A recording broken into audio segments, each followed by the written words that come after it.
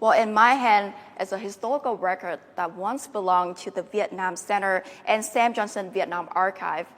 And these documents are now being returned to Vietnamese martyrs' families. To understand more about the process and the dedication behind this work, we're now joined by Ron Milam. Hello, Ron. Hello. Thank you for having us today. I want to ask you, why is it important to digitize and return these materials to the Vietnamese families? Well, they really are the documents of soldiers that they were in our possession, but they really belong to that soldier.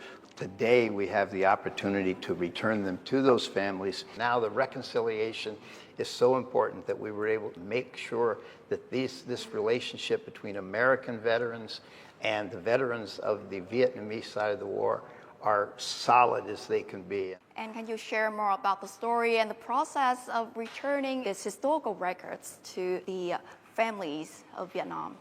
Well, there's 3 million pages of what we call the Combined Document Exploitation Center. And so all of those documents went to the National Archive after the war was over, and Texas Tech purchased them and translated them. And so we have a team of Vietnamese-speaking research assistant professors who go into those documents and research them, find things that we think would be important to a family if we could find the family, which we have done through the good work of Colonel Hung and others here in Vietnam. And how would you describe the meaning of this work, not just as a historian, but as someone who lived through the war? When I was serving here as a soldier representing my country, I remember how important it was for me to be able to write a letter home to my wife, whereas many of the Vietnamese soldiers that we fought against were not able to do that.